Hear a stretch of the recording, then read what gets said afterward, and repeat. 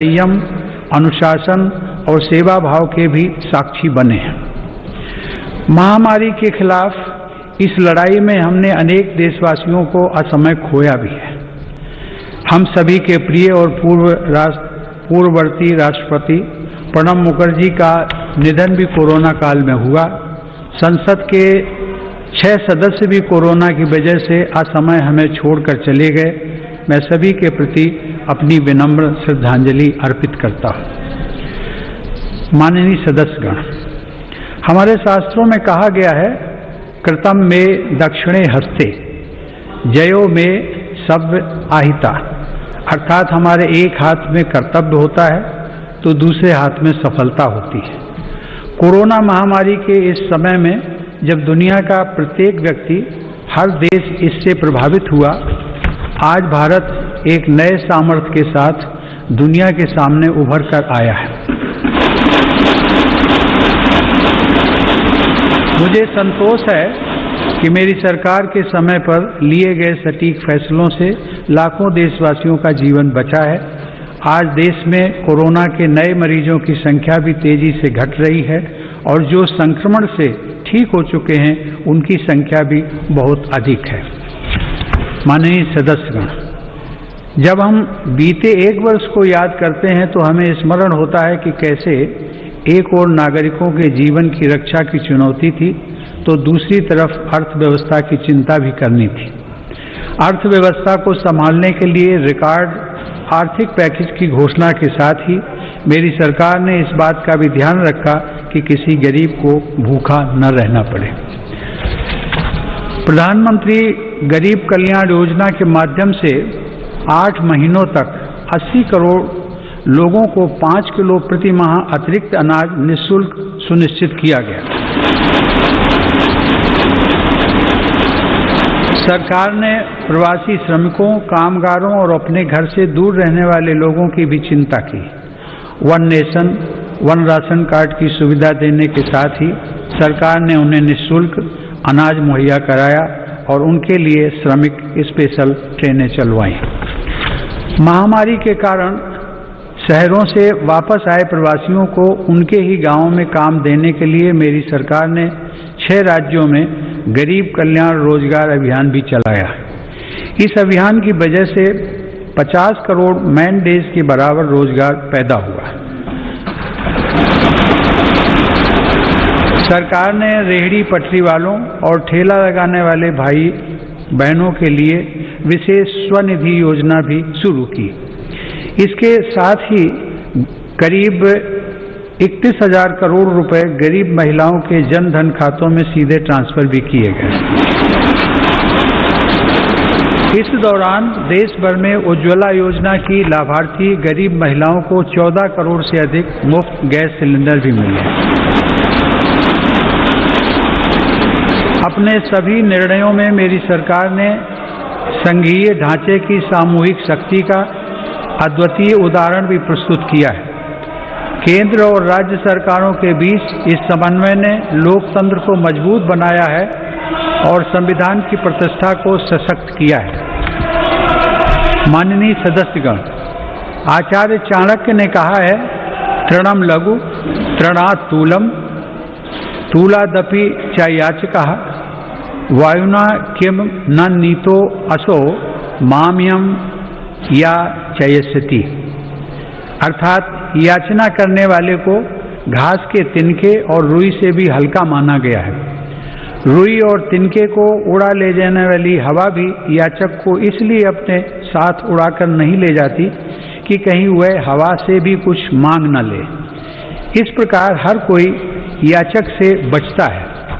इसका अभिप्राय यह है कि यदि अपने महत्व को बढ़ाना है तो दूसरों पर निर्भरता को कम करते हुए आत्मनिर्भर बनना होगा।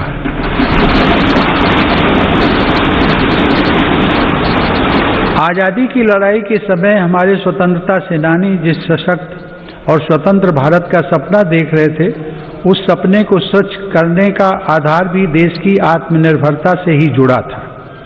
कोरोना काल में बनी वैश्विक परिस्थितियों ने, जब हर देश की प्राथमिकता उसकी अपनी जरूरतें थी, हमें ये याद दिलाया है कि आत्मनिर्भर भारत का निर्माण क्यों इतना महत्वपूर्ण है।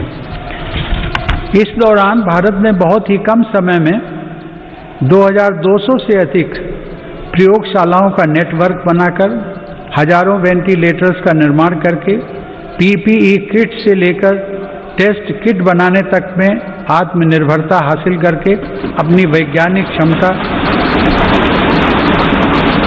अपनी तकनीकी दक्षता और अपने मजबूत स्टार्टअप इकोसिस्टम का भी परिचय दिया है।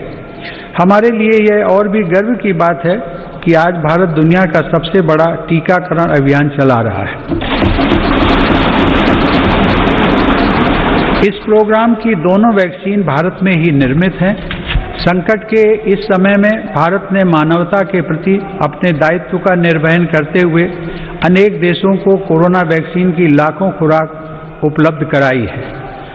भारत के इस कार्य की विश्व भर में हो रही प्रशंसा हमारी हजारों वर्ष पुरानी संस्कृति, सर्वे संतु निरामया की भावना के साथ जग कल्याण की हमारी प्रार्थना हमारे प्रयासों को और ऊर्जा दे रही है।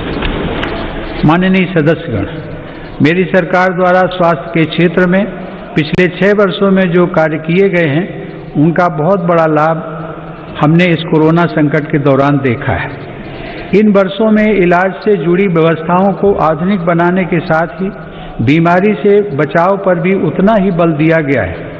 राष्ट्रीय पोषण अभियान, फिट इंडिया अभियान, खेलो इंडिया अभियान, ऐसे अनेक कार्यक्रमों से स्वास्थ्य को लेकर देश में नई सतर्कता आई है। आयुर्वेद और योग को बढ़ावा देने के मेरी सरकार के प्रयासों का लाभ भी हमें देखने को मिला है। मेरी सरकार के प्रयासों से आज देश की स्वास्थ्य सेवाएं गरीबों को आसानी से उपलब्ध हो रही हैं तथा बीमारियों पर होने वाला उनका खर्च कम हो रहा है।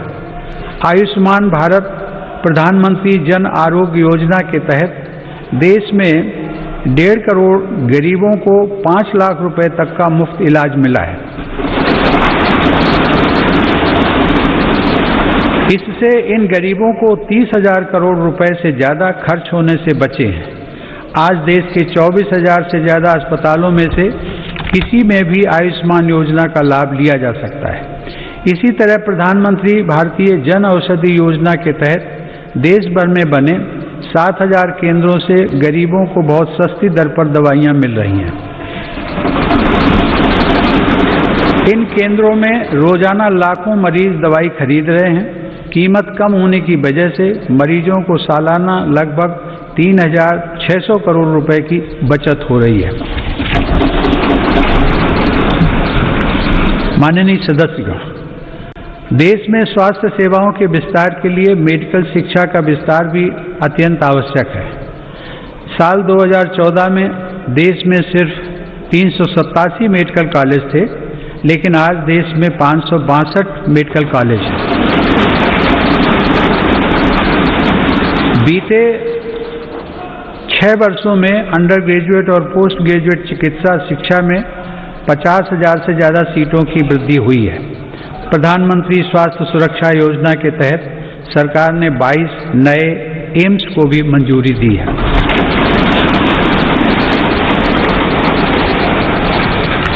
राष्ट्रीय चिकित्सा आयोग के साथ ही 4 स्वायत्त बोर्ड का गठन कर केंद्र सरकार ने चिकित्सा शिक्षा के क्षेत्र में ऐतिहासिक सुधारों की नींव रखी है।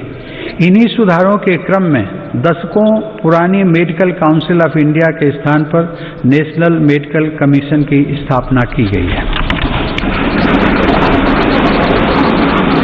माननीय सदस्यगण, आत्मनिर्भर भारत अभियान केवल भारत में निर्माण तक ही सीमित नहीं है, बल्कि यह भारत के हर नागरिक का जीवन स्तर ऊपर उठाने तथा देश का आत्मविश्वास बढ़ाने का भी अभियान है। आत्मनिर्भर भारत का हमारा लक्ष्य आत्मनिर्भर कृषि से और सशक्त होगा। इसी सोच के साथ सरकार ने बीते 6 वर्षों में बीज से लेकर बाजार तक हर व्यवस्था में सकारात्मक परिवर्तन का प्रयास किया है, ताकि भारतीय कृषि आधुनिक भी बने और कृषि का विस्तार भी हो। इन्हीं प्रयासों के क्रम में मेरी सरकार ने स्वामीनाथन आयोग की सिफारिशों को लागू करते हुए लागत से 1.5 गुना MSP देने का फैसला भी किया है।